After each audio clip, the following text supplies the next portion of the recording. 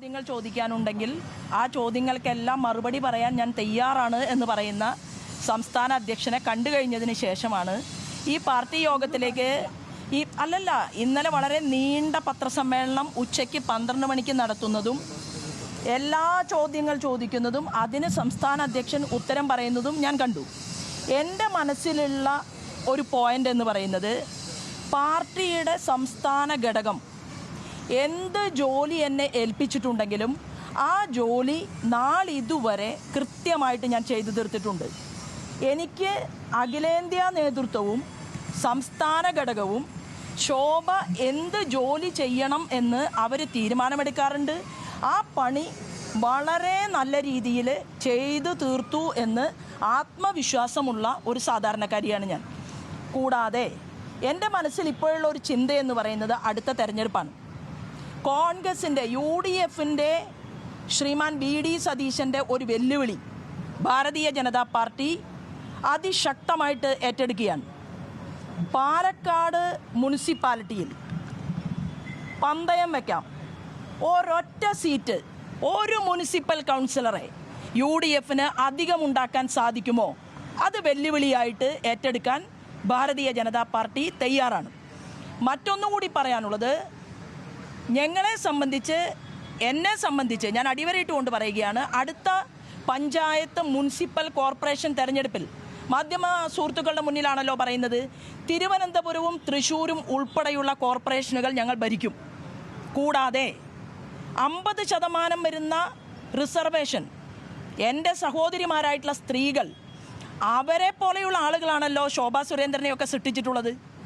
ഞങ്ങളെ അടിത്തട്ടിൽ നിന്നുകൊണ്ട് പണിയെടുത്ത് പശ കുറുക്കി പോസ്റ്റർ ഒട്ടിച്ച് ഈ പ്രസ്ഥാനത്തെ വളർത്താൻ വേണ്ടി ഞങ്ങളെ വളർത്താൻ താഴെ നിന്ന് മുദ്രാവാക്യം വിളിച്ചിട്ടുള്ള പാവപ്പെട്ട പ്രവർത്തകന്മാർ, അവരിൽ നിന്നുള്ളവരെ മുനിസിപ്പൽ ചെയർമാനായിട്ടും മുനിസിപ്പാലിറ്റിയിലെ കൗൺസിലർമാരായിട്ടും പഞ്ചായത്ത് പ്രസിഡന്റുമാരായിട്ടും പഞ്ചായത്ത് മെമ്പർമാരായിട്ടും ഒക്കെ ഇരുത്താനുള്ള ഒരു തെരഞ്ഞെടുപ്പ് വരാൻ പോവുകയാണ്.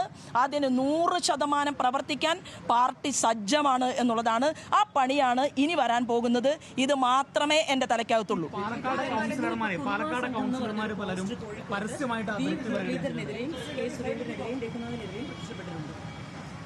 ഈ പോസ്റ്റാണെങ്കിലും വാർത്തകളാണെങ്കിലും ആധികാരികതയില്ലാത്ത കാര്യങ്ങളാണ്.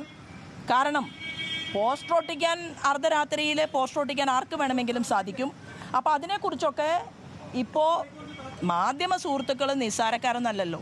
നിങ്ങൾക്കും അറിയാം ഈ കിട്ടുന്ന വാർത്തകളിൽ ഏതൊക്കെയാണ് യാഥാർത്ഥ്യം, ഏതൊക്കെയാണ് യാഥാർത്ഥ്യമല്ലാത്ത. ഇന്നലെ തന്നെ ഭാരതീയ ജനതാ പാർട്ടിയുടെ സംസ്ഥാന കമ്മിറ്റി ഓഫീസിൽ നിന്ന് സംസ്ഥാന അധ്യക്ഷൻ തന്നതുപോലെയാണ് ഒരു വാർത്ത ബ്രേക്കിംഗ് ന്യൂസായിട്ട് എല്ലാ മാധ്യമങ്ങളും പ്രസിദ്ധീകരിച്ച് കണ്ടത്.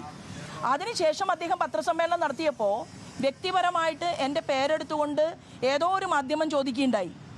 അപ്പോൾ പറഞ്ഞു, ആ സ്ത്രീ പാവം, അവർ പറഞ്ഞ പണിയെല്ലാം ചെയ്തിട്ടുണ്ട്, ജോലിയെല്ലാം ചെയ്തിട്ടുണ്ട് എന്ന് സംസ്ഥാന അധ്യക്ഷൻ പറഞ്ഞതിന് ശേഷവും അതേ വാർത്ത തുടരുകയല്ലേ. എനിക്കതിലൊക്കെ സന്തോഷമേ ഉള്ളൂ. എന്താ കാരണം എന്നറിയാം, ഞാൻ ഇത്രയും വലിയ ഒരാളായിട്ട് നിങ്ങളെല്ലാവരും കണക്കാക്കുന്നുണ്ടല്ലോ എന്നുള്ളതിൽ എനിക്ക് വളരെ വളരെ സന്തോഷം. പിന്നെ നോക്കൂ, പിന്നെ ഈ നിൽക്കുന്നവരെല്ലാം ലേബി ഉൾപ്പെടെ എൻ്റെ അനിയത്തിക്കുട്ടിയും അതുപോലെ തന്നെ എൻ്റെ താഴെയുള്ള, അപ്പോൾ ചേച്ചിയാണ് ഞാൻ, എനിക്ക് അകത്തേക്ക് പോകണം, വഴി തരിക. നോക്കൂ, ഇവിടെ ഇപ്പോൾ നടക്കാൻ പോകുന്നത് സംസ്ഥാന ഭാരവാഹി യോഗമാണല്ലോ. ആ യോഗവുമായി ബന്ധപ്പെട്ടുകൊണ്ട് പാർട്ടി എന്തെല്ലാം നടപടിക്രമങ്ങളാണ് ആലോചിക്കുന്നത് എന്നതിനെക്കുറിച്ച് ഇപ്പം അടുത്ത മണിക്കൂറുകളിലല്ലേ അകത്തുണ്ടാവാൻ പോകുന്നത്. അത് നോക്കൂ, അത് കഴിഞ്ഞ് നിങ്ങളെ സംസ്ഥാന അധ്യക്ഷൻ കാണുമല്ലോ. സംസ്ഥാന അധ്യക്ഷൻ തന്നെ നിങ്ങളെ കാണും. അല്ലല്ല നോക്കൂ, ഇങ്ങനെ കുത്തിത്തിരിപ്പ് ചോദ്യങ്ങളൊന്നും പച്ച പിടിക്കാൻ പോകുന്നില്ല. അല്ല, ഇപ്പൊ ഞാൻ എന്താ പറഞ്ഞത്? അല്ലല്ല, ഏതാണ് അല്ലല്ല, അതിന്റെ മറുപടിയല്ലേ സംസ്ഥാന അധ്യക്ഷൻ പറഞ്ഞു കഴിഞ്ഞത്. ഇപ്പൊ സംസ്ഥാന അധ്യക്ഷൻ പറഞ്ഞു കഴിഞ്ഞതിനേക്കാൾ കൂടുതലായിട്ട് ഞാൻ എന്താ അതിനെക്കുറിച്ച് പറയാനുള്ളത്? ഒന്നും പറയേണ്ട ആവശ്യമില്ലല്ലോ. അപ്പൊ അതുകൊണ്ട് എനിക്ക് നല്ല കുട്ടികളായിട്ട് വഴി തരിക, ഞാൻ അകത്തേക്ക്